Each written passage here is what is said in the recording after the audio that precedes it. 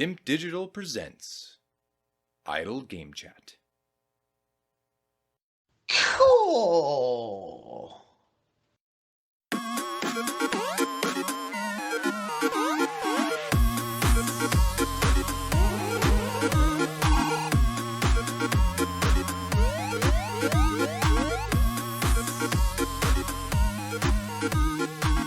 Hello, apps here from Dimp Digital. Welcome to Idle Game Chat. This is Dimp Digital's flagship video games podcast, where we take you through the ups and downs of the wonderful world of video games. We're here on your favourite podcast app and YouTube, absolutely free. However, if you wish to support this grassroots independent endeavour, head over to patreon.com/Dimp Digital and join the community. Hashtag hand in pocket. This time, I'm joined by the Nearly Man. He wanted a new title. Still resident referee Logan. How is it going? Yeah, not bad. Always wondered, do you get that intro? Do you have to read it from a script every time? Or do you know it off by heart nowadays? Well, that last part there proves I know it off by heart because Word wouldn't bring up my notes. That's why I don't know if you noticed, I was scrambling a little bit, like clicking them things. I couldn't. So whilst I was doing it, I managed to bundle through it. So it must be injected because for a while I knew it all off by heart because it was unchanged for many years, and then I tweaked it slightly. So I have it here in case I get lost one day, but generally, seemingly you can get through it without too many problems. But who knows? Just wondered. Been meaning to ask that for a couple of weeks now, because every week, obviously, I've done it for a number of weeks in a row, and I think this doesn't change at all. It's the same sequence throughout. Could be a complaint. Some people are saying they want to change intro every time, but just wondered whether you did it, whether Ronnie remembered or. He's managed to remember that this time. So maybe that was a test, really, because I had no access to it and I was flapping. So that's come out nicely. I have toyed with doing most of the intro in like a pre-recorded bit before the start. It rolls as the music's playing low or something. So it could change it up one day. That could be the way to do it. Like all the independent grassroots to it. And then, 'cause all you want to say, hello, I'm here and you're here. And it could cut nonsense down, but we'll see. Again, that takes work, and I'm not in the business of working in any capacity these days. The undisputed way to kick off a podcast is, of course, delay news. And we've had a bit of a howler for poor Ogsworth Dave Salmon. Company of Heroes 3 on his fantasy gaming team has now been delayed until the 23rd of February 2023, which effectively kills him from the competition. Was that a transfer in? No, I think he's had that. Let me just double check that. He has had that since day dot, which was a very. 'Cause I was thinking. I mean, he's made 6 transfers, so he's over half his team has been gone in and out of there. So it's a valid stance to believe that was the case or suggest that. But no, that was in there from the beginning, and they've delayed it. Sega have said, "quote They're not quite. It's not quite up to our players or our own high standards." With bugs to squash, pixels to polish, gameplay to adjust, and feedback to address. So those that were looking forward to that are going to have to wait a little bit longer. I love a good RTS, so that's definitely floating around on the radar, but that can wait till next year now. But yeah, Fantasy Game League wise, that pretty much kills Salmon off. That's going to require now others to end up with blanks, which is unlikely looking at the calendar. So I did talk about doing a forecast last week potentially. I've done a couple, and the long and short of it, I've come up with 2 scenarios. One where you win the Grand Prix, and one where Adkins wins it. And a lot of it hinges on how well Gotham Knights and Scorn do, because they're the unknowns for me. I'm not comfortable putting them. So when Adkins wins the forecast, they are in the mid 70s. Okay, God of War locked in at a high 80, maybe a 90 some days. It's not going to get 94 like its first one. That's fucking cuckoo land, as Roy Keane would say. That ain't happening. And then on Adkins' side, he's waiting for... So Bayonetta 3, that's a high 80s, maybe a 90. Sonic Frontiers is also an unknown entity. That could be low 70s or mid 80s. It really could swing that far. Yeah. Mario and Rabbids Spark of Hope will be mid-80s minimum because it's Nintendo to and you've got obviously Pentiment as well, Scorn, Gotham Knights, and God of War, and Football Manager. Football Manager's are mid to high 80s, unless they somehow blow that. Everyone else out of the runnings, really, is the way I see it. Biff's obviously not going to get a 10-game roster because he put Persona 5 Royal re-release in there, so it needs a page for just the current gen releases of that. That's not going to happen. And the Callisto Protocol is in December. That could easily be pushed.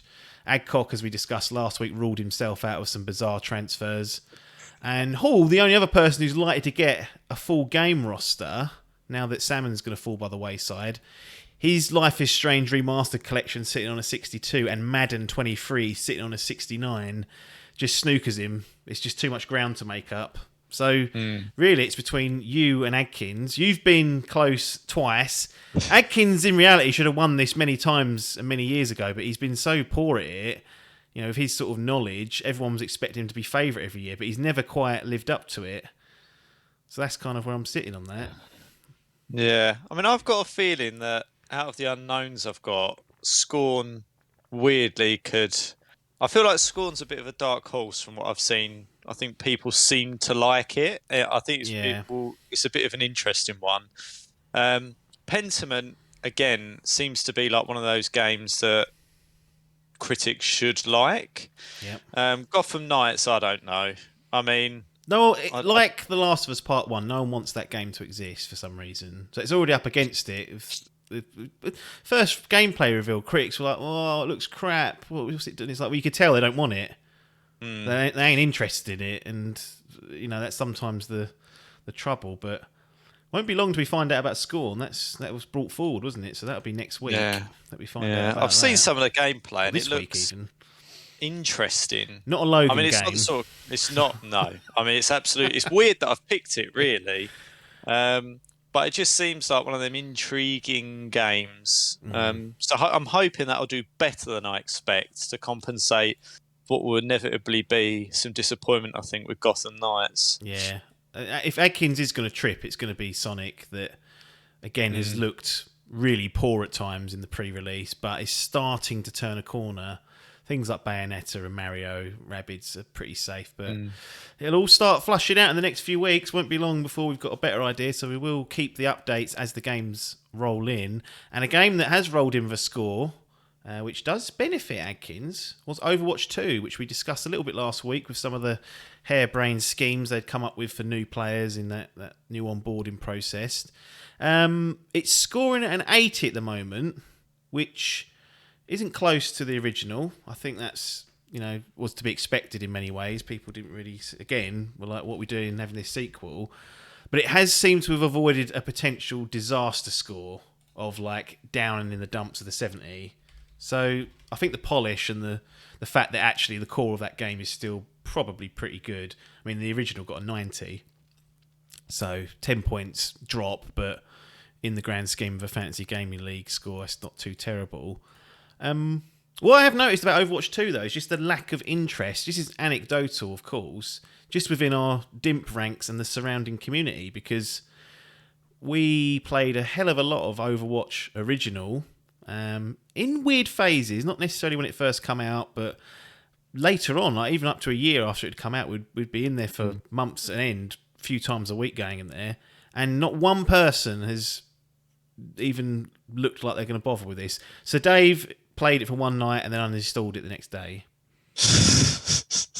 So it's interesting you should say that, because I coincidentally messaged Hall earlier and was like, what are we doing about this Overwatch 2 then? Because I was kind of waiting, because I figured everyone would know that I'd want to play it anyway. So I was like, I don't need to instigate anything, because if there's something going on, I feel like I'll be a shoo-in anyway, like to get the nod for it. Yeah. And it's been radio silence, so I thought I'll message Hall earlier and see what the fuck's going on. And I was like, what are we doing about Overwatch 2 then? And he went, I've already downloaded it. I played it the other night. I liked it. Oh. I was like, what are we doing then? I was like, why? But anyway, so I possibly might even be jumping on there for a bit later this evening. Oh. But the sickener is there's no competitive play cross-platform. That is a blow, because Hall will be on PC only snookering now. himself again. Yeah, so and you're on the old Xbox. That's what we're dealing with. So we can only do quick play. Get that laptop on the go. Oh, it's dead. Stream really. it in. It honestly, it can barely cope with doing some emails these days. It's too much for it. So yeah, they're sort of something to come in that space, I would say. Interesting. It's had a bit of a mixed reception since it's been launched. I think it's a bit buggy and various other community complaints about it, but that's all just hearsay, which we don't do on the Dimp Digital podcast unless we can help it. Wow. So I'm going to try and give it a go over the coming couple of weeks, and I'll report back. Well, it got a bit of a rocky start because it got DDoSed on launch day, so the servers went down. So momentum was stifled there, and they've also had an issue with this, the authentication using the mobiles. Apparently, the prepaid phone plans weren't working, so they've kind of had to remove it. I don't exactly know what they've done. Yes, they've dropped the phone number requirement for the majority of existing Overwatch players, and so I mean that again. I said harebrained scheme last week about when we was talking about, and that's the epitome of that, isn't it? Launch it, doesn't work, and you have to just back it down. They may well bring it back once it's working. Seems like an unusual requirement anyway. I mean, I could, if they did it on Warzone, for example, or a Call of Duty game, I'd go, right, well, that makes sense because cheating's rife. But I don't really think that there was, especially on console, this is the theory. It's not the cheating they're concerned about. It's the toxic behaviour from people in the chat. I don't know. Apparently Overwatch is one of the worst for it. Might be because maybe it's more popular than, say, Call of Duty with a female audience, but generally if you read about online, I mean, this is all hearsay and anecdote as well, it's very difficult to pin down whether Overwatch is any worse than any other online game. But in particular, it seems to be that gets called out for poor behaviour from some of the community members, and it's to stop people that are banned from that perspective getting back in without some level of... I mean, they could still do it. You could find a new mobile plan like new mobile number and pop that in. I don't know if you even need to two-factor it either. I assume you do, because if it's just a mobile number, you could put in list of mobile numbers on the internet, and you could put mine in, and then I'll my register in. They'll go, "Oh, it's been nicked." It must be two-factor. Yeah, it's got to be, otherwise it'd be pointless. But I think maybe that's, maybe it is particularly toxic because the game relies on you performing as a team, and it is incredibly frustrating when you jump in and you've got a Widowmaker that's just doing nothing, or you've got paper on Genji. Healer. Yeah, when it's like paper. When I'm like, paper, I need healing. He's like, will you come to me? And it's not. That's not how it works. Your job is to come and heal me, not the other way around. So I can understand why it might increase toxicity, but people just need to grow a backbone. I mean, we talk about snowflakes, and you got this going on. It's been in any and every game since the start of voice chat and everything. Like, it's always been there. Yeah. So I don't know why Overwatch have decided now that they have to tackle this. Like, But anyway, that's an assumption. I imagine there will be cheating on PC because there always is. It seems every multiplayer game generally has some level of cheating or hacking that eventually takes place. Yeah. Maybe Overwatch is the exception to that, but generally I think it's to stop people from reactivating accounts who've been banned for whatever reason. It could be several reasons, but. Yeah, well, that's interesting that Hall's played. So this is what I don't get about you lot sometimes. Why is he going on that on his own? I don't. What's even know there to be had? It's difficult though because he works. I don't care about the excuses. No. It would be easier if he. I mean, back in the day, and I say back in the day, a mere few years ago. Yeah. We'd get a group created or whatever it is, a WhatsApp group normally, and go, right, when does anyone, if anyone, want to do this? Yeah. And that seems to have fallen by the wayside. And I think Discord is partly guilty of that. Well, I found it. PS4 Overwatch. That's the last one. Yeah. Only me and Hall left in there because all you prats start leaving groups when they don't have Create a new one. Create a new one. Overwatch 2 group. 12th of April 2017. Yeah. That's when I created that. Yeah. And that was when we was on the consoles. Well, I think what's happened in our group is there's been a bit of a split off of the PC people. Like Paper's never getting a console again, as far as I know. He's going to always be on PC. Hall, he's open. He said that he's played 2 games on these 2 consoles, and it's been the biggest waste of £900 combined that he's ever done. So crossplay is there, but like you said, if there's no competitive matching for that, that's a roadblock if you want to do that. I mean, this is the second roadblock I've had in a week with him because we tried to play Sniper Elite and I was on Xbox and he was on PC and he needed some anti-cheat bollocks which he couldn't get working. And I said, well, just download it on your Xbox and we'll play. And he was just like, nah. So that's dead in the water and that's gone. I totally understand if you're going to stream it because it really is just too much aggro to do it from a console these days. But I don't think that was the plan for Sniper Elite. He could have just, like you said, he could have just downloaded it. Anyway, I mean, he did want to stream it, but all right, fair enough. I just want to play the bloody game. Yeah, like I did. You know, I want to shoot people in testicles and stuff. Like that's what I want out of it. Take bollocks, literally. So it's not. You know, this is why it's reinforced why I like having a console. It's just because it's just I was literally sitting on the menu of Sniper Elite, just waiting to go whilst he's getting stressed out. Yeah. With that, but well, yeah, it does. The group is certainly much more fractured these days in terms of trying to play something.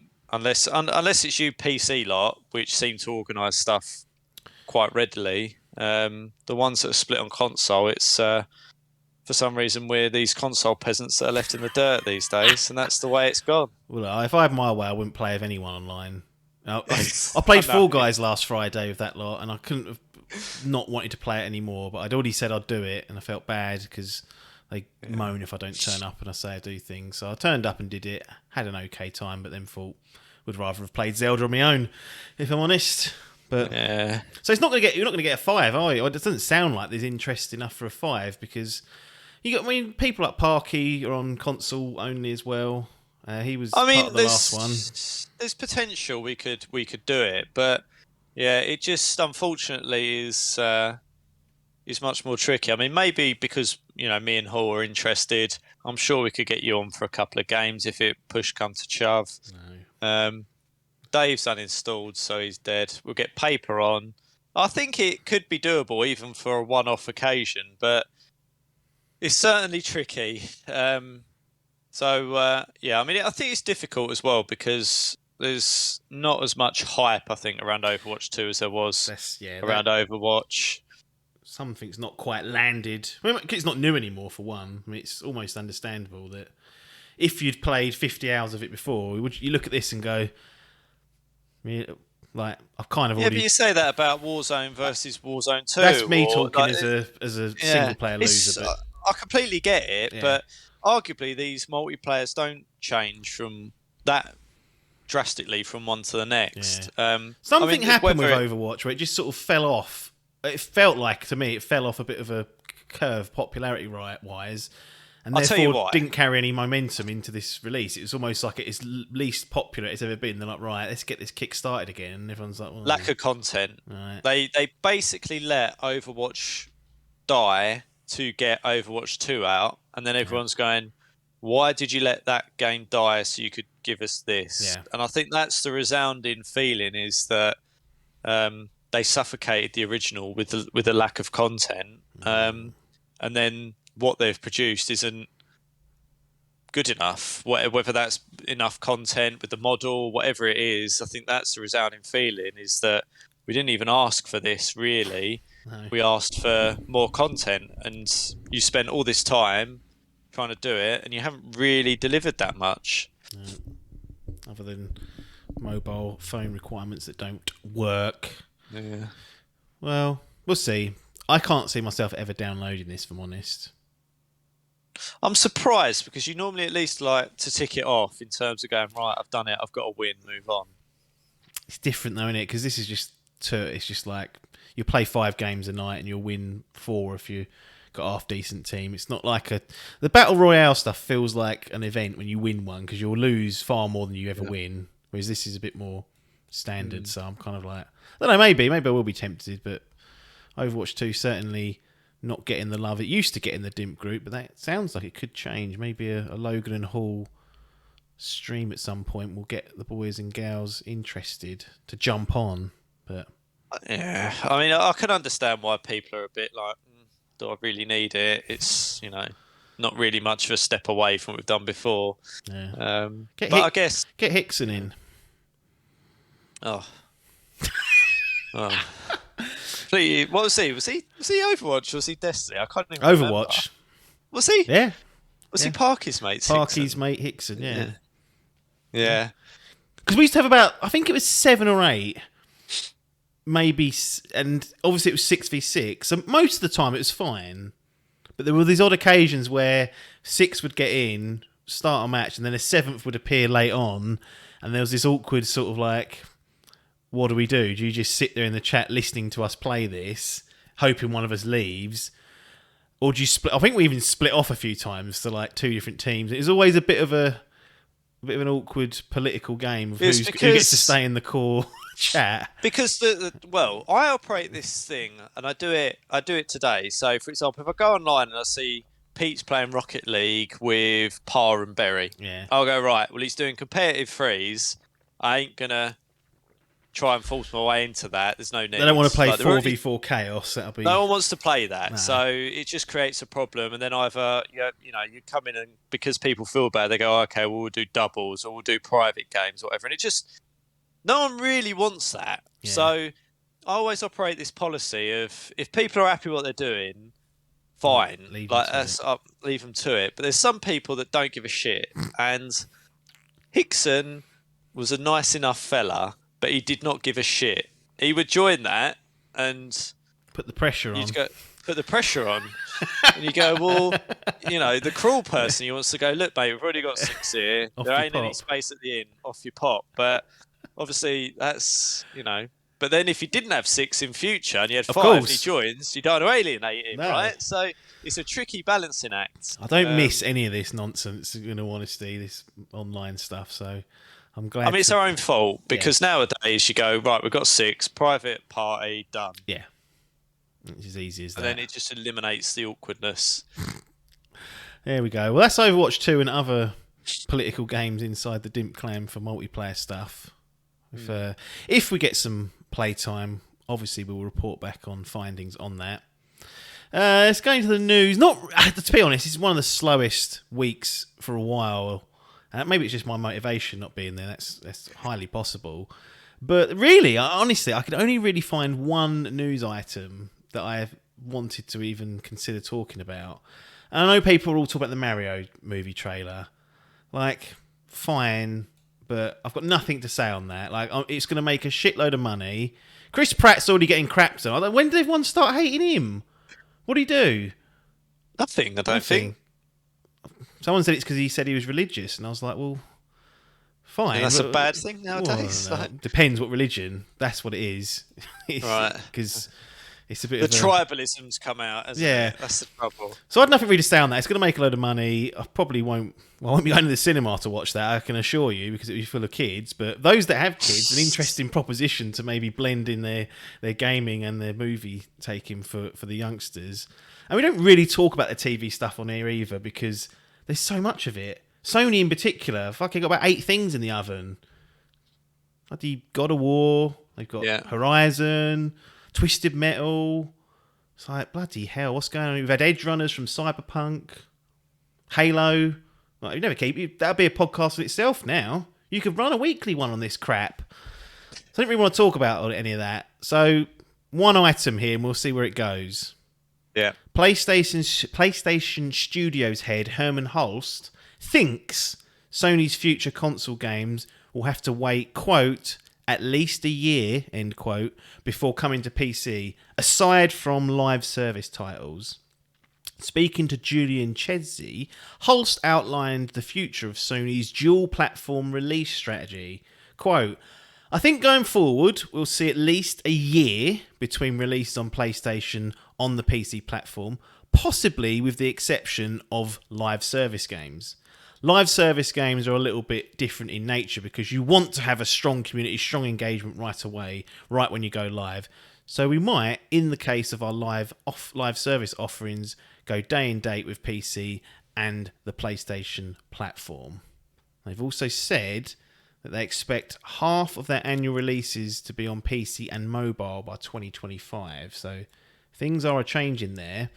But it's interesting to put a loose timeline on this PC malarkey because it's still new.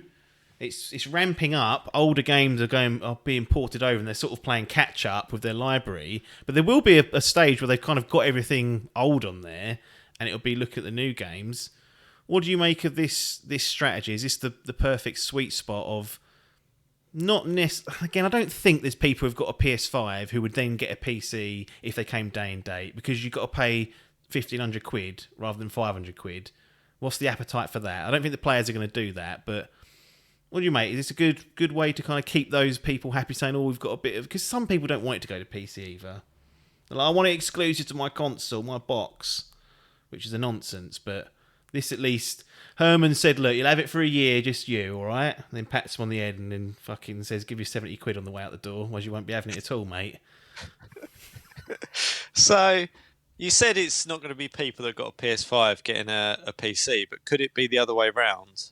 So I think that's what they hope that is a segment that what they're of those aiming people. for? Yeah. Because is it like, well, if you want to play it, you're not going to get it for a year, so go and get yourself a PS5. Yeah, because on the Xbox side, that's not the case. Day and date, it goes on the PC, so they sort of surrendered any market of PC players who are desperate to play exclusives because now they can sit there and they come to Steam and they're like, all right, we'll just play it on here. So it really is only PlayStation where it's got this kind of walled garden for PC players. Nintendo obviously is that as well, but they are never coming to PC, it seems, so you can forget about it. But yeah, maybe that's the way to look at it. PC people that just don't want to wait and don't mind jumping on a console now and again, because you've got the purists that won't do it. Not high enough quality, not fast enough frames. What's that on the console? Well, peasants, isn't it? I mean, you're already getting it now, like we said earlier. You're already sort of getting it side-eyed because you're not on that PC market. And Hall's like, well, no competitive play for you. Well, and no competitive play for him as well. So it goes both ways. I mean, I don't know. I don't think they'd be doing it to encourage people to buy their consoles. No, I don't. Because I don't think there's a huge amount of money in those consoles anyway. So you mean those people that would do that, not the consoles themselves? Yeah. So I don't think that's the mentality. Maybe it's just to set some kind of expectation around how long they feel like it's going to take them to port it over. That's, I think, the important thing, because so far most of the ports have been decent, like pretty good. They come with DLSS and widescreen support. What do they? Ultra wide. Sorry, not just widescreen. Everything's widescreen now. Ultra wide, and that's not always the case with some ports. Most are, like Simon was saying, most AAA stuff is, but not always. And generally, what they have ported has got decent. It's got a decent standard in the PC community. They're like, although you can see they're making the effort here. This isn't just sloppy, cheap toot, which occasionally comes over. And they do have Nixis, who has been doing... They just port stuff for them. So they've even got studios in their little home that just kind of do this job. And maybe that's the approach, because if you think about Rockstar, they do the same. GTA 5, Red Dead Redemption 2, came to consoles. A year later, they came to PC because they wanted to deliver a product that was up to standard. Not saying you can't do both, because there are teams out there that deliver a console version and a PC version in tandem, and it's fine. But I guess from Sony's perspective, they're not really experienced in that field. It's a bit of a gamble, and it ticks a few boxes, and it keeps it a little bit exclusive for their console people, and then gives them a chance to put out a good version of it on PC.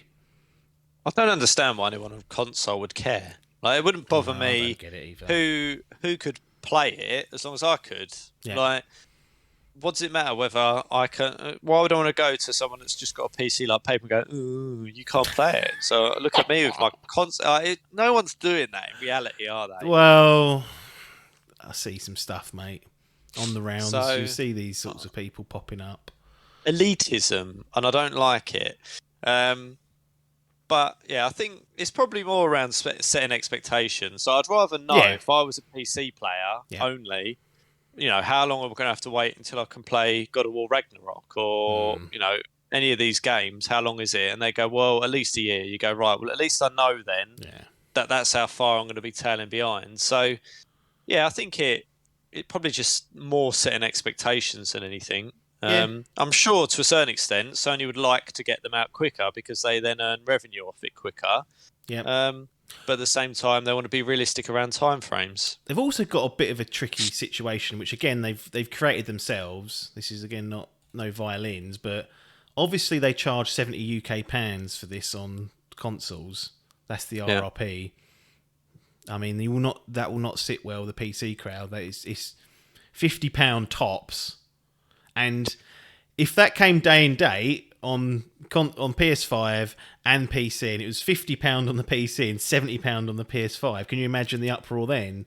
You've got those people who don't want it there, and you're going, you're fleecing us an extra 20 quid for what will be objectively an inferior version, because the PC will have a lot more bells and whistles. If it's at least a year old, you've got that factored in. Oh, it's an older title. We don't need to market it and put it as that.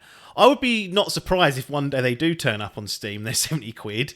If they try their luck. They don't seem to give a fuck, do they? They'll just try and fleece what they can. So far, they haven't done that with any of their releases onto Steam. Just double checking what Spider-Man is. Yeah, $49.99. Days Gone. Yeah, $39. That's gone down a bit. God of War was that earlier this year? $39.99. So look, that's in the sort of price range of what people are willing to pay on PC, and they don't have to worry about the noise that comes with it. That's probably a good point as well. So that's those ticked off. These kind of franchise single player games. He mentions the live service games will be treated differently, which seems like a sensible approach to me. Like, you want that to be out and about amongst people day and date, so cross-play can be enabled, and you've got a bigger community for your players to find if it's competitive or whatever the structure of it is. I can't really see anything. Trying to think what live service Sony exclusives there are. Well, there's not really at the moment. This is a shift in their strategy. So Destiny is the obvious one. They didn't create that; they own it now. So that's kind of the obvious one at the moment. But in terms of new releases, I think Helldivers might have been one of them. But generally, this is a new venture. They want to have 12 by, I think, 2026. I think 12 live service games by the fiscal year end in March 2026. So this is money printing incorporated. Well, that's what they hope for. But if the likes of Overwatch with built-in cachet and franchise might struggle, and Halo it's not a sure thing. I got a feeling they're going to have a lot of toot they put out. Not toot, but maybe stuff that doesn't stick, and they're going to flush that away in 5 years.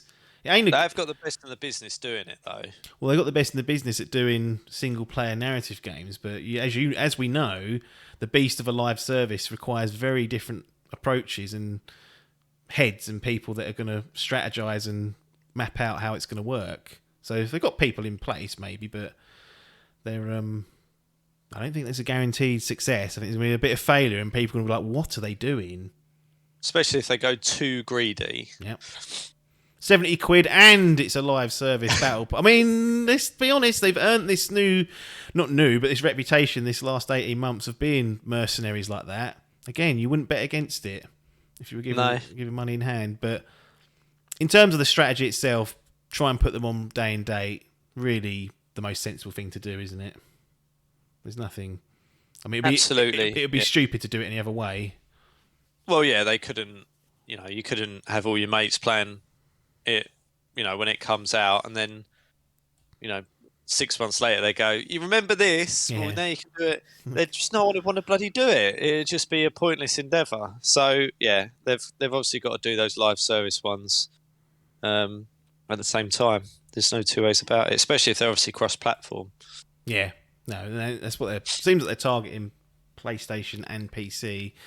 Some speculated that they might go on Xbox with these just to get an even bigger, set of audiences, but they've, probably intentionally not mentioned that in there. I can't see. I don't think they were going to cross the line, are they? Destiny's going to be the exception to the rule, and whatever Bungie makes, I think that's kind of been part of the agreement that you come in here. Sorry, we come to you, you own us, but we still want to do multi-platform across the board, and they're kind of separate outside the main hub of studios.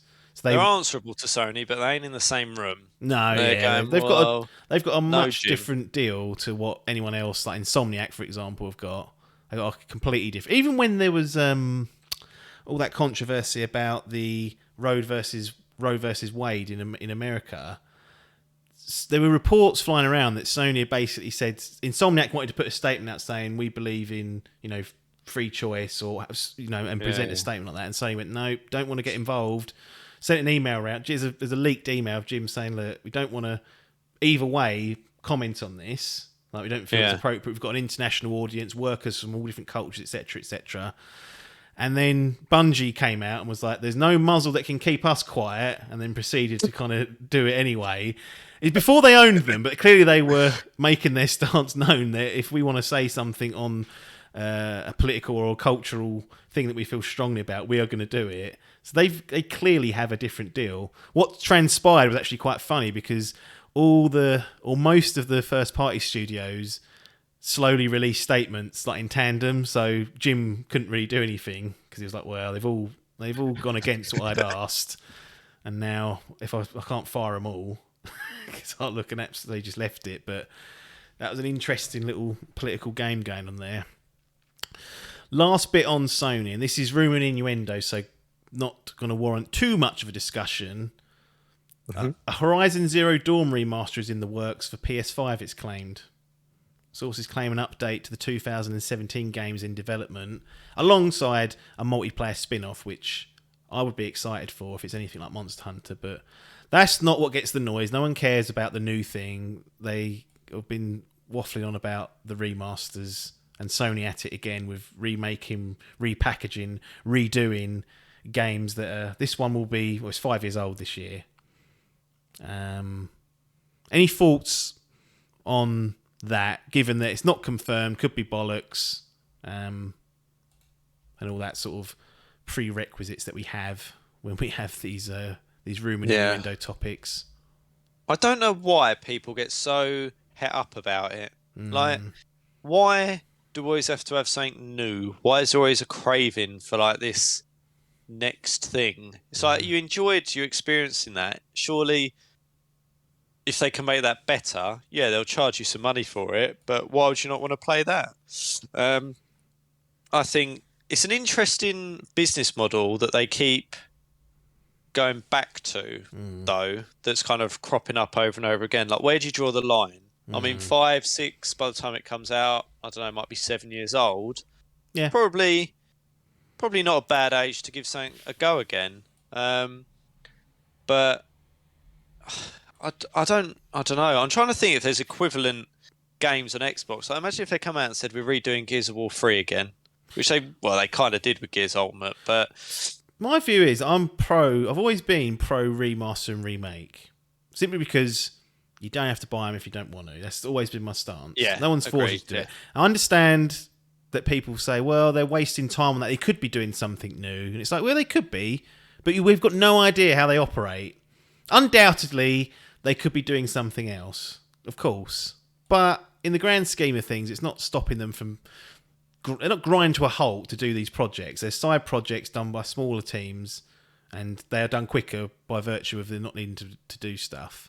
But I would love to have Gears of War, for example, the trilogy. So you have Ultimate Edition 2 and 3 remastered and plugged onto that Xbox Series X. I would fucking love that. Yeah. Imagine replaying it. Yeah, I would. With some of the older games, with some of the later mechanics as well, like the original Gears with some of the newer mechanics. I think I don't think it's a bad thing to do. Like, I don't know. I'd rather play that than a new Gears of War. Like, in all honesty, because the newer ones haven't been as good. But it's exactly your point. It's like it's not realistically going to be stifling progress to the new stuff, if at all. So why not just let it come out? And if you want to play it, play it. If you don't. You're not under any pressure. Wow. But yeah, I like it personally. I think it allows you to re-enjoy some of the best games that you might have played, for whenever. I mean, I'd love them to do like. It's a shame, really, that some of the GTA stuff that they tried to redo was ballsed up so Yeah. much. They are Because, old games though. Like even Gears of War, if we yeah, think about that, we're going back to like 2008, whereas this is yeah, only 5 years ago. I think yeah, that's the contention of what's swirling here is that it seems way too soon. We thought The Last of Us was too soon, 2013, and that got a remake. This is even closer to that. But the years are kind of, to me, the years are a little bit irrelevant because it's what was the technology at the time and what platforms it targeting. That's what's constrained it. It could have come out at the start of the PS4 era. In 2023, it would have been 10 years old. Would it make it a rife for a remake or a remaster then? Potentially. It's the same thing with The Last of Us. There was like, well, it's only 9 years old. And I was like, yeah, but it was a PS3 game 2 generations ago. There's a lot that's happened since then. So I always look at the target technology or hardware it was going for and then make a choice there. It would seem a little bit strange to see this again should it pop up. I don't know if I'd necessarily considering play you've it. only just played it again. I've just played it again, and they unlocked the frame rate, so it was running at 60 FPS. So I was like, it doesn't need any more, but it's potentially one of those things that are looking at. And to be honest, there is a lot of noise about it. Some of it is ridiculous, and it will be fanboy warring. But as we've said now consistently for many weeks on end, Sony have earned all this with their own behaviours and comments and the way they're doing things. They've earned this lack of trust or this cynical view of them. They've bought and paid for this themselves. So in that sense, have at it, I say. Yeah, you're always going to have your critics, whatever you do. But they obviously think that there's a good market out there for it, and it's easy money to a certain extent because it's low cost because you've already got 95% of the work done. You're only really tweaking 5%, maybe 10% of the game, and then like we saw with Last of Us, you're chucking it out at full price. So when you look at it from that perspective, it's easy money. So whether that's the thought behind it, I don't know. But again, don't buy it if you don't want it, and it's no harm, no foul. No, that's true. I saw some spiteful retorts of this from PlayStation fans. You know what they said, don't you? Well, Xbox ain't got any games to remaster. It has. It just doesn't do it. It just doesn't seem to be. They full backwards compatible. Well, that solves it really. That's what seems unnecessary in many ways. That you can just pick up your PS5, play it at a higher frame rate, and it's kind of there. But yeah, it's an easy dig to have at Xbox, isn't it? But well, won't be next year. I can almost assure you that because Phil's coming to do some damage. He is going to do it. It's going to be interesting watching that unfold when the realisation comes from them blue bloods and they're sitting there watching Starfield come out, watching Redfall be a surprise hit, surprising everyone with Avowed. But they're still giving out. Like it's if you've got an Xbox, it's still phenomenal value in terms of Game Pass and everything that's available. Like I think it's easy to throw mud, and I think some of it's done out of spite more than anything. It is. But I still much prefer my Xbox, but I'm not wedded to it. I just feel like the overall proposition of it is much more appealing at the moment than PlayStation's. Yeah. If PlayStation offered something similar to what Xbox do, I'd be straight on that. It's not really any allegiance beyond value for money, I think. No, I just go with the game. What game do I want to play? Where is it? Right, it's here. Okay, I'll go there. What game do you want to play? It's here and here. Okay, is it available cheaper anywhere? Here. Yeah. All right, I'll go there. So anything that's on Game Pass, I'll go to Game Pass rather than the PlayStation version because it's just a no-brainer. Anything that's exclusive, I'll jump on there, and that's just how I do it. Yeah. Nothing more to say. Silence. Nope. So I completely agree. I think it's interesting how people get so tribal. I think about the consoles, like which one's better and this and the other. Well, it's a no-brainer for me. If you put them side by side, the Xbox is better value for money. But that being said, it's easy to say that they've not had a whole load of great games come out, and then you can chuck Forza at them and things like that. You go, well, it's all taste, isn't it, and preference. Yeah. But I have fed it. I was really enjoyed PlayStation's first party offerings for PS4. I thought that was a really good generation for the games that I enjoy. Yeah. Xbox seemed to start well, but then tailed off massively for me. Still played it. And then this generation, Sony's obviously dropped a handful of stuff that I've really enjoyed. Xbox less so, but that wave's coming, and it's going to come. Outriders. It's just not the one, is it? It's just not the one.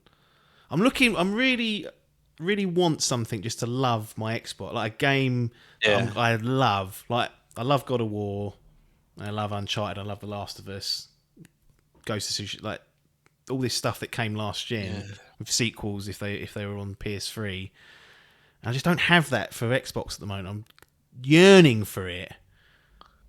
I don't know what it's going to be. Starfield's probably the most likely, given that I've loved those Bethesda games. Avowed, that could be it if it comes later on. Fable, the revival of that. I enjoyed those, but never like a new version of that would be nice. Hellblade 2, Starfield next year's got to be the one. I'd be surprised if it wasn't. I mean, it doesn't look my kind of bag. Space opera, mate. Yeah, but if there's Scrabblers or whatever, I'm struggling, so it's a concern. But I think that they've definitely got irons in the fire. It does feel like it's been a bit barren in terms of those, I guess, like high 80s, 90 plus single player kind of experiences. Ones, that get all the chatter and the critical reception. The Biffs of this world. Yeah, well, they're not loving it. He's just never been tempted back, has he? Started off with the Xbox 360 and then since then... Never looked back. No. Well, we're going to call it off for the duration of this particular episode. I've got some game impressions lined up and I'm going to plop in The Last of Us Part 1, the remake, just so it coincides with the bit of synergy for this last topic that sort of went all over the place. And Pac-Man Adcock's the man who's going to sit down and give his perspective on that. Biff makes a guest appearance at the end. So those that enjoy the dulcet tones of Biff will be satisfied with his appearance on the podcast. Is that on the same call or are they different? Is that a separate engagement? It's a secret as to how he appears. But it's not... he doesn't appear in physical form, unfortunately, but you get to hear his voice. I'll leave it as that. So we've got Last of Us Part 1 coming to close out this episode of Idle Game Chat, and we will see you on the other side.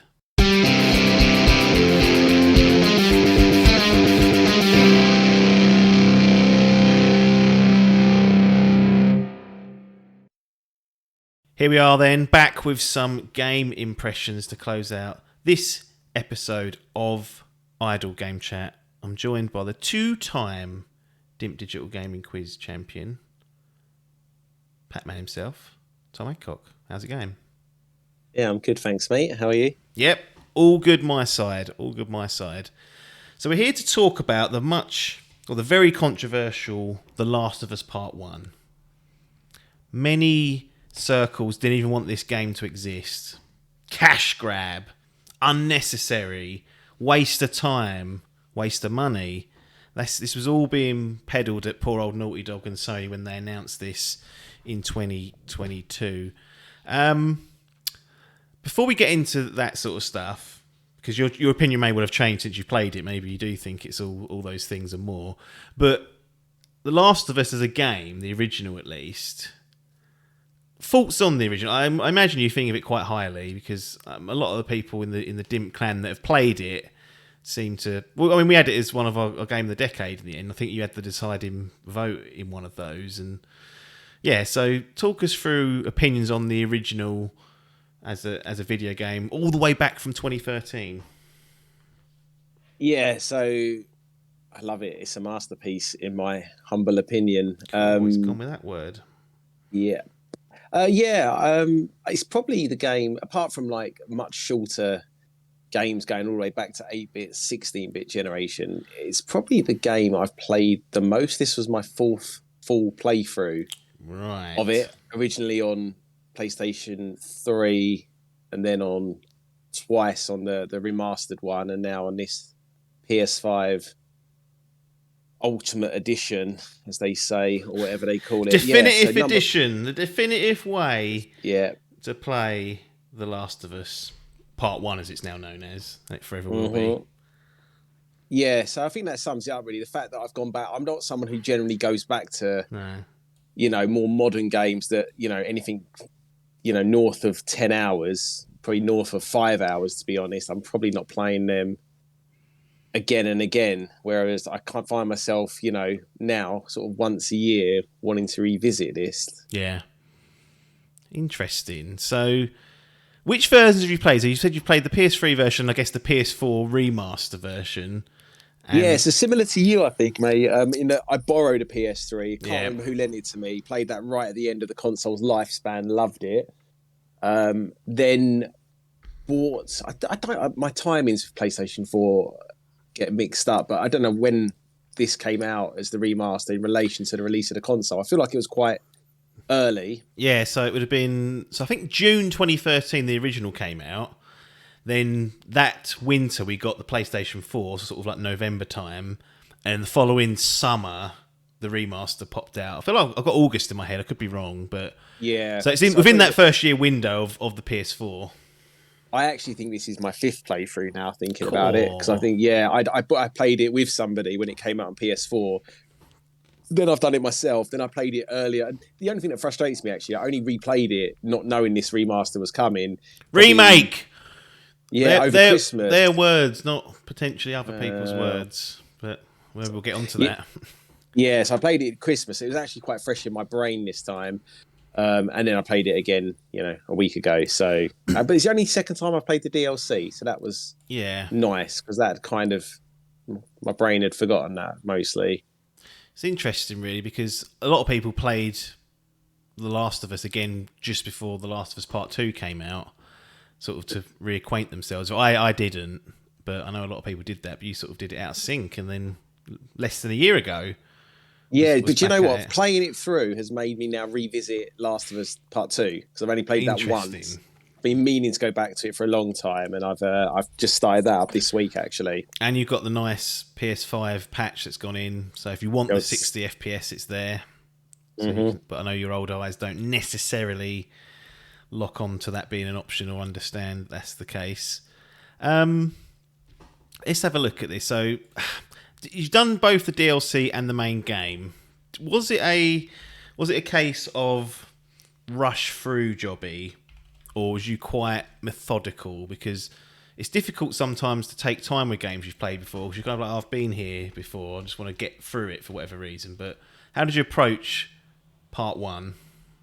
I basically played it with a nephew, so passing the pad vibe. So in one way, it was really nice in that he is very good at these games and so clinical at wiping out the enemies and getting through the stages. He's clearly played it a lot more as well.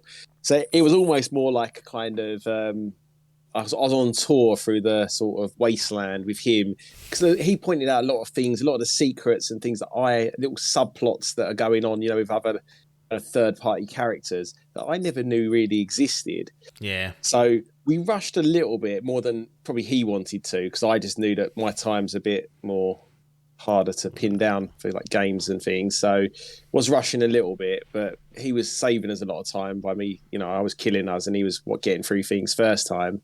It was probably a nice blend, if I'm honest. Yeah, it's not a terrible way to play it. And just for purposes that may or may not impact how you felt about this, full 70 UK pound jobby, or did you get a physical £60 offer, or Remember? Yeah, physical 65, I think it was. Okay, and not to jump the gun, but is that staying with you at the moment, or has that been traded in already? She's gone, mate. Got it. Yeah, bought, played, sold. How much did you get back? Do you remember? £50. All right. Yeah, minus some eBay fees. So I don't know, 40. Oh wow, you're selling them on 47, eBay, dealing with those characters. Yeah, cretins. Yeah, I feel like games are the only things that are sellable on there, without the hassle. But anyway, yeah, so that was it. I was tempted to keep it because I've still got Last of Us 2 actually, and like you need the bookends really. But I thought no, I had to be hard. I was like, this is my system. Elden Ring exempt. Yeah. Everything else must get sold. Must go in. I mean, Adkins has started buying. I don't know if he's sold stuff, but he's been buying physical items off of Facebook, that's a league down from eBay. Because you have to go to their bloody houses and pick things up in the arse end of Essex somewhere. So not something I'd necessarily recommend. So I want to read out. I've got into the habit of reading out what's on the store page, just like little snippets, just to kind of set the tone and get an initial reaction from people. So here's some parts from the PlayStation store on The Last of Us Part 1. Experience the emotional storytelling and unforgettable characters in The Last of Us, winner of over 200 Game of the Year awards, now rebuilt from the ground up on PlayStation 5 console. Completely rebuilt using Naughty Dog's latest PS5 engine technology with advanced visual fidelity, fully integrated DualSense wireless controller features and more. A total overhaul of the original experience, faithfully reproduced, but incorporating modernised gameplay mechanics, improved controls, and expanded accessibility features. Feel immersed in improved environmental storytelling, effects, facial animations, and enhanced exploration and combat. So if you're a punter reading that, you think, that sounds like a load of changes. Look, overhaul of the original experience, modernised gameplay mechanics, improved controls, the accessibility features. I think everyone's seen those, not necessarily used them, but they are there if you compare it to the original. Enhanced exploration and combat. True or false? I mean, what are they?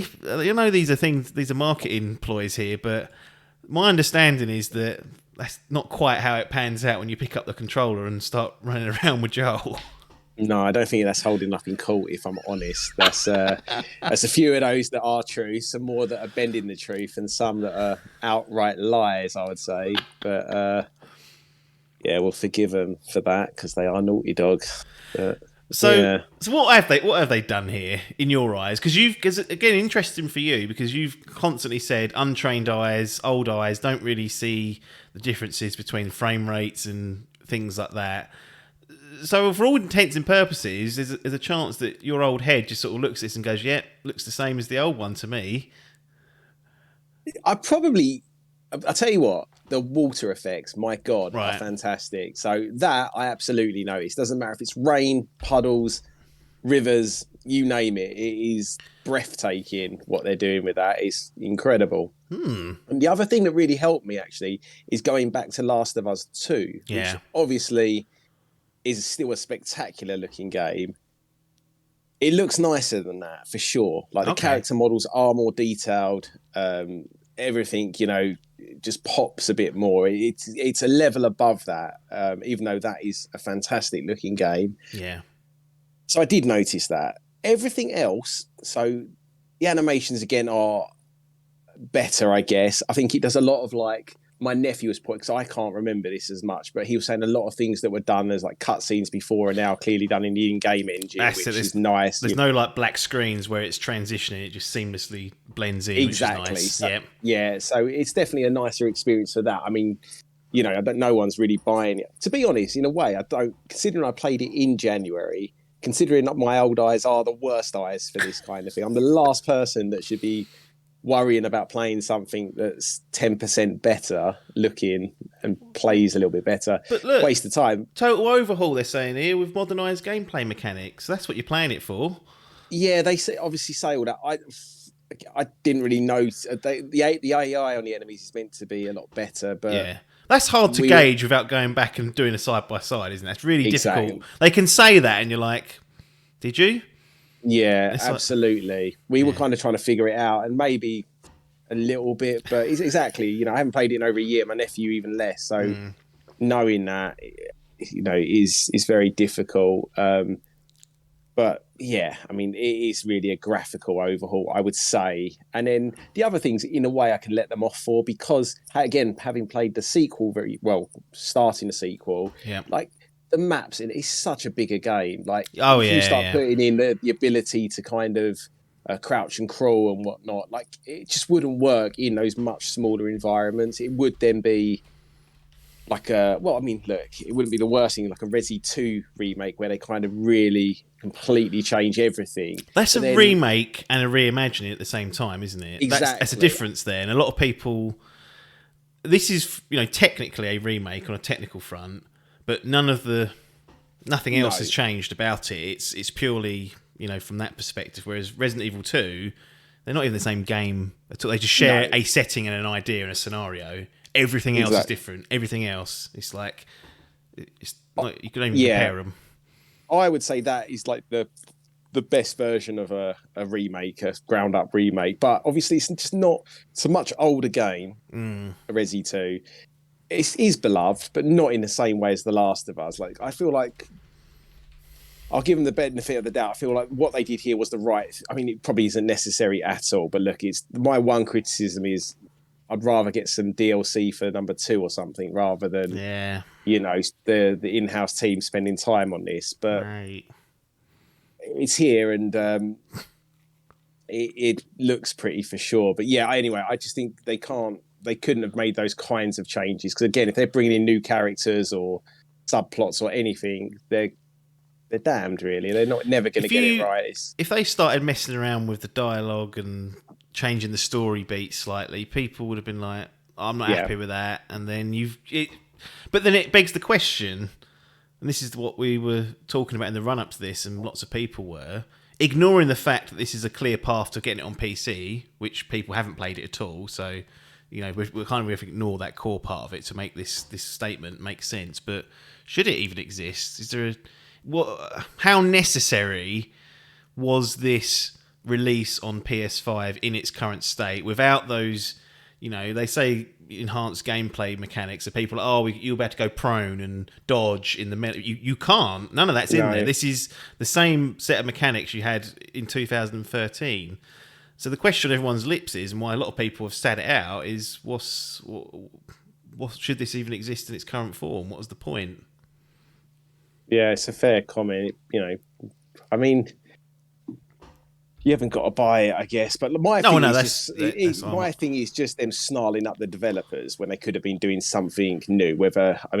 I'm sure they're working on something else in this world, but I would have loved some, I think you said it years ago, some DLCs, Jawa's Hunters, Take Me Back, like that, just even if it was like a little 3-hour campaign like you get with the Left Behind things. If they do a third part, here's my theory. There will be a present day timeline which continues from Last of Us Part 2, but there's going to be an element also where you go back in time and sort of there's 20 years from start of the infection to where The Last of Us 1 starts. Like, that's explorable. So that's my theory anyway. I think that's fair enough. But yeah, so that's my criticism with it. Because I mean, they've sucked me in. I don't know why I can't. I think maybe just lack of anything else to play at the moment. And they dropped it into a nice gap when it released. And it just, I shouldn't really. I'm probably the last person who should have got this, but I did enjoy my playthrough, and I'm fine with it. But I completely agree with people who would. You can't argue with that comment. Should it exist? The answer is probably no. It shouldn't. It's not different enough. The remake on PS4 still looks pretty incredible. There are some iffy bits of that. I remember playing it in January, and the clickers up close look a bit pixelate. They're not the best, but still a great, looking game. There's no doubt about it. It's still very playable. And the changes they've made are negligible at best, I guess, really. I mean, I suppose one of the things is that you said it's still playable, and this version is the same playable version almost. It's just been dressed up, and I'm not downplaying how difficult it is to make these environments and do all that, because you can see the side by side. There's a massive difference, but they haven't made the game any more playable than it was. It's still that same framework, and anything that you didn't enjoy about the 2013 version when it comes to gameplay, likely to still be present here in 2022. Yeah, absolutely. And that's the thing, like, really, number 2, that's the other thing, is head and shoulders a better game in every aspect of gameplay. Yeah. Which is interesting. Yeah, just everything about it just is better. But except for maybe story, I guess. But although, do you know what? I'm enjoying this story second time over more so than the first. I think once the shocks are out the way and you know what you're dealing with, it is still a really good game. They're good companion pieces. I do plan to go back to both of them sort of back to back sometime, but plans always change. What would you have had them do? So say they come to you and they're like, look, we've got money and resource, we're doing something with The Last of Us, the first one. You've got you've presented the option of Resident Evil 2, that being remade and reimagined, or we've got here.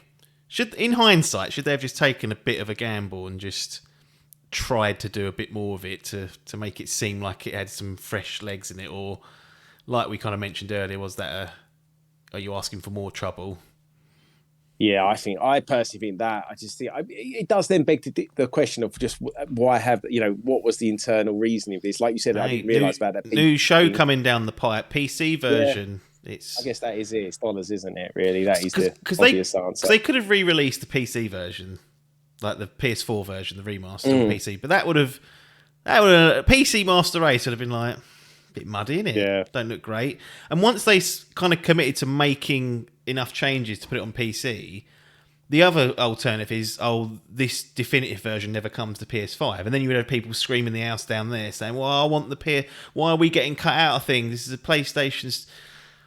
The whole existence of it kind of creates all these weird conundrums, and they probably did the safest thing, which is not very glamorous, doesn't necessarily get people excited, but it's probably the safest thing to do when you've got a new show coming. And, we saw with things like The Witcher, a lot of people went and picked that up once the Netflix series come out. Edge Runners for Cyberpunk was like a catalyst to bringing that game back. So you wonder with that HBO show, if it lands, there might be a few more people looking to pick it up if they've got PS5s. I'm assuming this is now the definitive version of that. No one should be choosing to play the remaster if they've got access to this and don't mind plonking down some money to own it. Yeah, it makes sense. To be honest, I think really it's just a bit of the wording. Yeah. Like they were using wording like what's on that back of the box in the marketing beforehand. Ground and then up. two, that kind of like apps hive mind that everyone's got, where everyone makes massive assumptions about like, of course you'll be able to go prone. It's gonna have modern mechanics. Yep. They never said that, to be fair. No. And then they got had to like release all that footage to show people, hang on, like no, just like steady yourself. It's not. That's not what we promised. Yeah. But that's the thing. But as soon as you start making assumptions, you're going down a dangerous road, I think. But I don't think they could have changed anything, because I think storyline and whatnot is just an absolute no-go with this. It's a simple story, but like the locations you visit are a lot smaller than number 2, but they're all like iconic. You could probably, like we were talking, like you could probably just name the places you visit in the first one very easily, like anyone who's played through it more than once. That works in its favour as well. That's what the game is built on. So to then design-wise backwards engineer wider areas that make or give advantages to using things like prone, you're losing the luster of what made the original kind of special. That it's quite tight, linear, on top of you. Right? It's panic stations when it all kicks off in small part, because the locations are generally quite small. Yeah, and you lose a part of that, so it's tricky for them. But then again, they didn't have to do this. No, but like I said, I think once the PC version's there, part 2 will come to PC as well. The show, it'll all be there for extra revenue funds, and for people that haven't played it, they get to enjoy it as well. Does any of the changes they've made... difficult because it's a 5th playthrough, so maybe this is an irrelevant question, but do you feel like it enhances the story in any way. Do the new facial animations, do the new models, bring to life a story that was already resonating with people, clearly, given the reception it has had. But is this just like another little nice step to just drive that home even more? It probably does, because they are that good. They are fantastic. Because that's actually, it's funny. That's what I noticed here. Everything looks amazing. Like every character you interact with and anyone in the background looks good. Whereas the second one, Joel, budget Ellie, characters, Dina, all the main characters look amazing. There's a lot of muddy graphics around. It's actually quite funny, like looking back at it and being like, okay, right, they're not important, or they might die. Yeah, as clearly as powerful as that game was on, really getting the most out of PS4, it just didn't have the grunt to. They had to cut some corners somewhere. Whereas this is the absolute best version of this game. It is beautiful, and again, what you said is spot on. Like without erasing my brain and going back and going, that's I'm more involved. But it probably would as a first playthrough. There is because that is important, isn't it? Like facial animation and realism and how much they can bring you into the world and. Not cut it with black screens and stuff. Like, that little fear factor in. I love the Naughty Dog games where you sort of feel like you've done something wrong, but you've been shot off your horse and it's all part of the actual gameplay. And you're like, okay, I'm still going. So, it probably does add a bit. Excellent. I don't have any other questions, I don't think. Is there any other business you have before we move into the formalities? Anything that you wanted to shout out or mention, either positive or negative, or just a little wrap up? I mean, it's pointless, isn't it? If this game's been spoke about in the wider gaming community a lot and on this podcast a lot, so it's difficult. I mean, everyone knows it inside and out, I would have thought. So no, nothing really. Unless you have any other questions, really, but I doubt it. I don't think so. I think we'll move into the formalities of seeing whether this earns itself a place in the Dimp Digital Gaming Gallery and in your coveted exhibition that you own inside the premises. So we're outside the doors. I mean, we can walk away. There's games that are left out in the cold here and they don't get to earn their place in. But does The Last of Us Part 1, aka the remake, earn itself a place in the gallery somewhere? Yeah, to be fair, yes, it does. Yeah. Okay. It's going to be quite a difficult one, this, actually. Because now you've got to make the decision of how you want this to be recognised within your played games exhibition. So you've got platinum, gold, silver, bronze. I don't give any guidance anymore as to what they mean. People can interpret those in any way they see fit.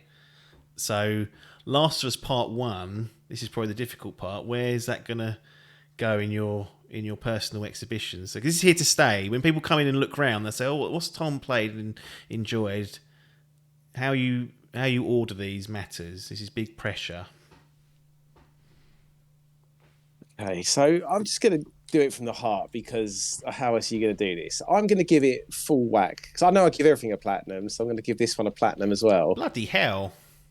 But obviously I'm aware that this game has got a lot more baggage with it, so that's sticking, that's staying. So everything I say now is just my little caveat in that, yes, it's a remake, yes, it's overpriced, yes, there's no differences, yes, the mechanics are a little bit old, but it's still a fantastic game. And if you were playing this, if I had never played this game before, and that was my first playthrough, I'd be like, fuck me, that was brilliant. That Master Race crowd are going to be loving it. Yeah, exactly. There's very little, apart from games that have a much more, I can't explain, what like Shadow of the Colossus, like that kind of story where it's a lot more up to your imagination. I forget there's the word that your interpretation of what's going on. Yes. It's not character based necessarily, but it's narrative based. It's story focused, and this is by far for me the best story in a video game. It's very simple but just perfect. Like most games feel like games are getting on par with films, but I still feel like in reality, I don't know, you're not on edge for the story really as you'd ever would be in a film or a game. This though, when I think of that HBO show, I'm like, what can they do there? Like they can either retell it beat for beat how it is, or they change it and risk probably doing a worse job because it's perfect, is the truth. So yeah, I just think that can't be taken away from this. Like if you were playing this for the first time, yes, the gameplay mechanics are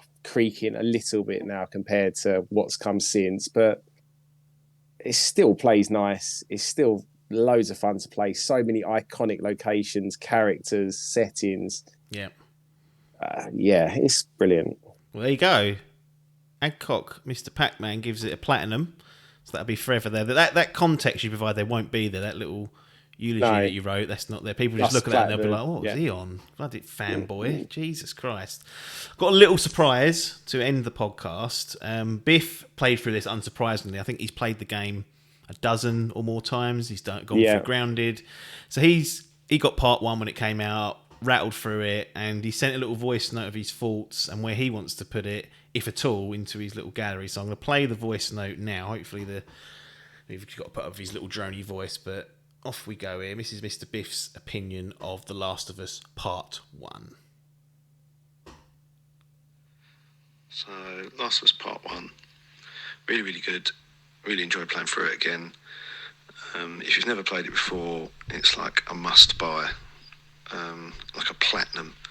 But if you have played it, as I have on PS3, then bought the remaster, then bought this one, Part 1 is a bit of a nightmare because they've not changed enough to warrant. Oh, it's crapped out. The phone's crapped out. Technical issues. Hold on. Getting to the exciting part. Pound charge. Tidied it up. Looks good, but still feels a bit clunky. Still feels a bit dated when you play it. I played Last of Us 2 straight after. That plays so much more better. It feels a bit slicker because you can go prone and you can dodge in combat, and it just overall it feels a lot better. I feel like, although they say it was designed from the ground up, I don't really get the feeling it was. It still feels like The Last of Us 1, just reskinned. Enemies do move a bit differently.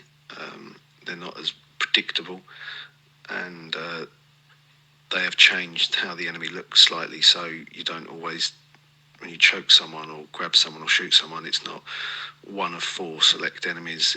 There's more sort of random, and they look a bit different, so that's a bit better. Obviously there's a new gun table, so when you upgrade your weapons, you actually change the look of them and you get to see them up close, which is quite good. But again, that's from Last of Us Part 2. But yeah, overall it is good. But if you've played it, if you played Last of Us, then wait till after Christmas. You'll save yourself 30 quid, because to pay 70 quid for it now is a bit of a scandal, to be honest. But yeah, it is still good, but I think Last of Us 2 is better. So if you've never played it before, it's definitely a platinum. You should go out and buy it. But if you have played Last of Us, I'd hold off. Probably gets a silver. But I'm a bit of a fanboy, so I don't know if that's over-egging it. But yeah, overall very good. Just a bit disappointed they didn't change enough. And like I say, Last of Us 2 feels better and more modern. So he's gone down the direct comparison route and ended up with a little silver jobby. Yeah, I mean, I completely agree with everything he said and can't argue with his scoring. It's just, I always think of how you said it, where, well, it probably doesn't even tally up, but you know, when you can't judge games, because like what, you're going to give Last of Us 1 PS3 a platinum still, whereas if you played that today, is that a platinum? Don't even run at 30 FPS. This is what I mean. So it's such a difficult thing to do. All I'm saying is, like, I feel like, yeah, because I knew what I was getting myself into, you know, I knew it's overpriced. I knew I was going to resell it and everything else. I'm happy to give it the score. Yeah, I think it deserves. And everything you said spot on. I would say a couple of other things actually I didn't mention. One, like the effects when you kill people in this now, like it's not like, you know, specific to shooting someone you can shoot their leg off, but when you've made a mess of them and go and look at their body, you will see like skulls smashed in, blood spatter up walls. It's insane, the level of detail like on some of the kills you'll get. And also the Left Behind, I just thought it was quite interesting, like how low key those bits of DLC are. I didn't really remember them, and loads of downtime. So like story focused. I was just thinking, cool, that's because I only ever played them. I didn't pay for them. I got them in the remaster, and I was just like, I don't know if I would have been disappointed. Or it's brave for Naughty Dog to kind of go with the direction they did for both. And I always thought there was 2 bits of DLC. I didn't realise it was just. I forgot that it was just one interlinked story. I just thought it was interesting. It's good move from them. Yeah.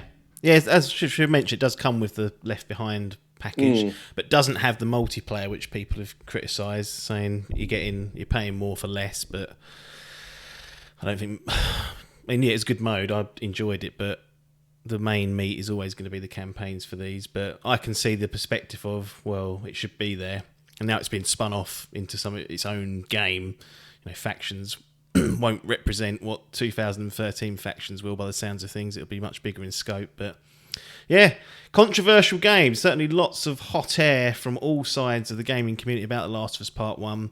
The existence of it seemed to really stir people up for whatever reason, and we've managed to squeeze in 2 very thorough opinions on The Last of Us Part 1, both coming to different conclusions on where they're going to put this in their personal exhibitions in the Dimp Digital Gaming Gallery.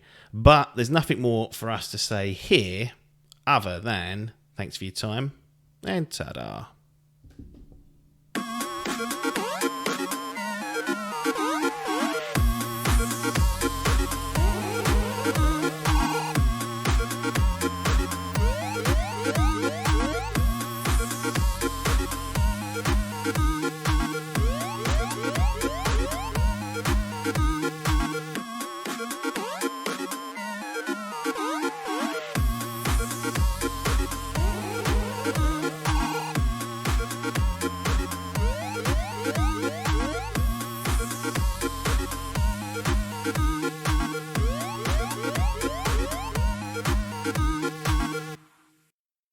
This was a Dimp Digital production.